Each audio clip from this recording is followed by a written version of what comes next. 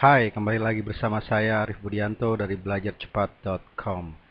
Video ini berisi tentang penjelasan bagaimana dampak kebiasaan buruk membaca terhadap kecepatan baca. Anda sudah mengetahui tentang kecepatan membaca, saatnya mengetahui apa yang menjadi penghambat kecepatan membaca Anda. Namun sebelumnya saya akan menjelaskan penghambat kecepatan secara umum. Anda mendapatkan tugas dari atasan Anda untuk mengirimkan barang berharga ke tempat tujuan dengan waktu yang sangat cepat. Agar Anda dapat mengirimkan barang tersebut dengan cepat, tidak tanggung-tanggung atasan Anda menyediakan sebuah kendaraan khusus seperti ini. Ini adalah jet darat dengan kecepatan kurang lebih 200 km per jam, maka diharapkan Anda sampai tujuan dengan cepat. Namun di tengah jalan ternyata tidak sesuai dengan harapan Anda, di mana Anda menemui kendala yang menghambat kecepatan mobil Anda, yaitu Anda menemui banyak lampu merah. Anda bahkan mengalami macet total, dan diperparah lagi, jalan yang Anda lalui hancur dan berlubang.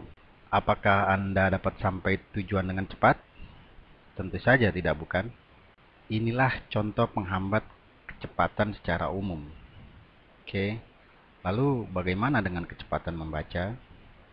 Untuk kecepatan membaca, coba lihat yang berikut.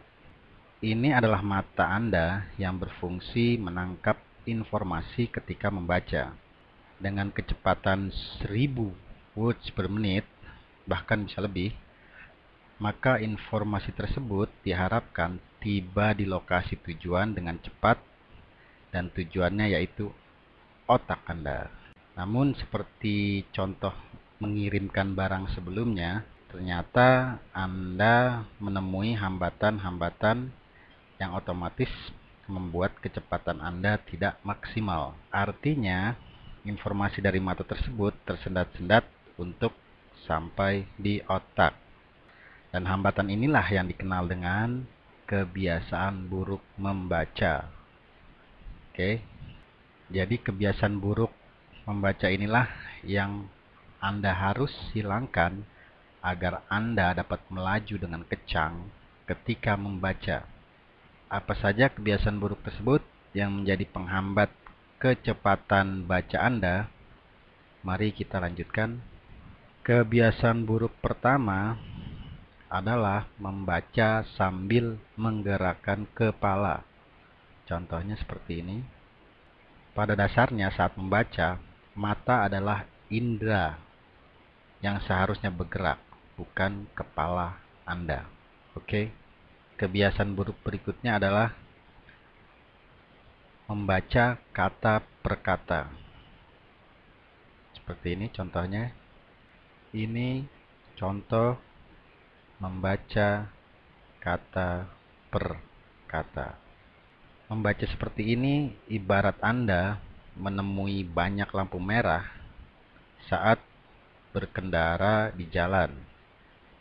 Ini stop, contoh stop, membaca stop, kata stop, dan seterusnya.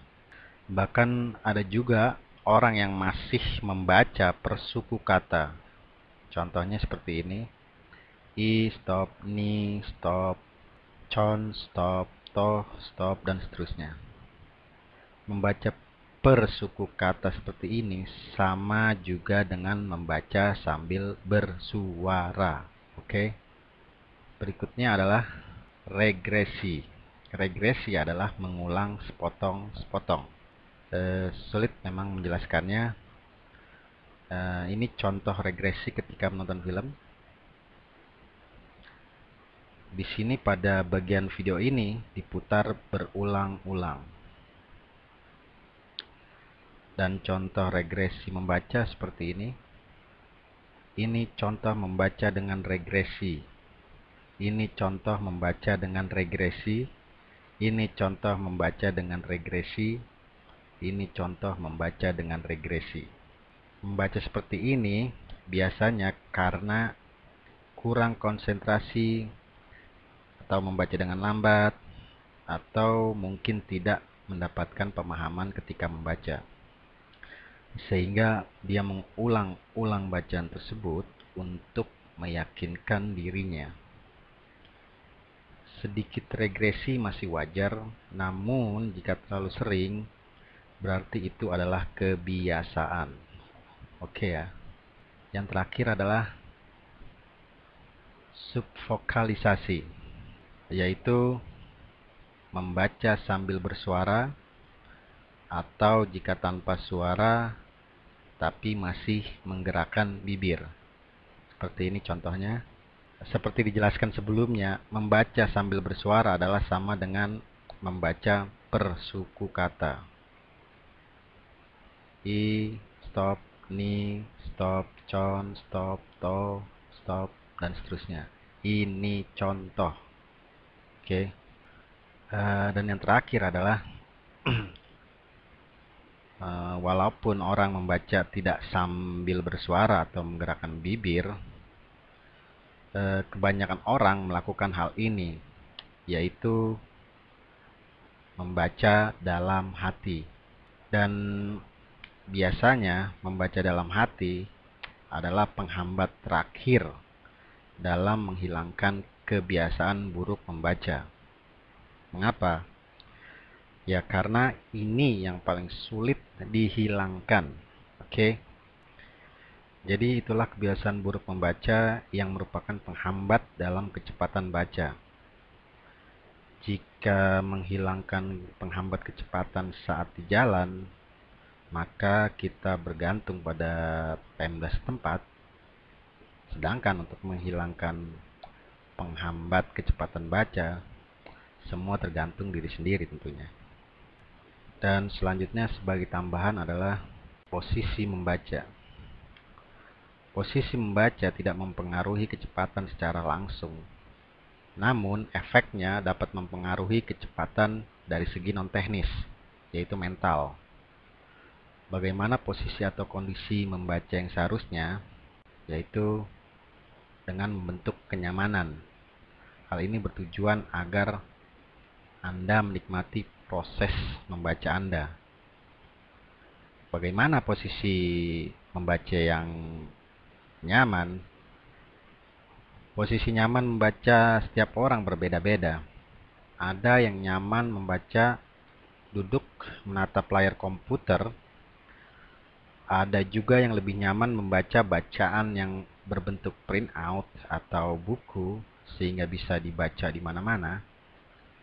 Bahkan untuk orang asing, kebanyakan nyaman membaca sambil berjemur di tepi pantai, misalkan. Bahkan saat training, saya juga pernah ngobrol dengan orang Islandia.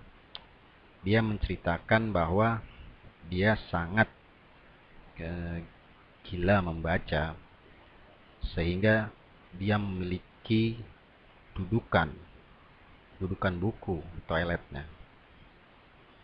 Oke, jadi seperti itu contoh orang mencari kenyamanan ketika membaca. Jadi intinya cari bagaimana Anda merasa nyaman saat membaca. Selanjutnya adalah mengoptimalkan keterbatasan. Ini bertujuan untuk menghindari Anda untuk membuat alasan agar Anda tidak membaca. Misalkan jika rumah Anda hanya memiliki lampu 5 watt, ya cari saja di mana posisi tempat yang paling terang, sehingga tidak mengganggu proses membaca Anda. Bahkan orang di daerah terpencil mampu membaca walaupun dengan hanya menggunakan lampu lilin. Lalu dia membaca di dekat lampu tersebut. Makanya banyak dari mereka menjadi orang hebat. Jadi kesimpulan dari video ini adalah kenali apa saja kebiasaan buruk membaca Anda yang menghambat kecepatan membaca Anda. Dan ciptakan atau kondisikan posisi membaca yang terbaik bagi Anda agar proses membaca Anda menjadi lebih optimal.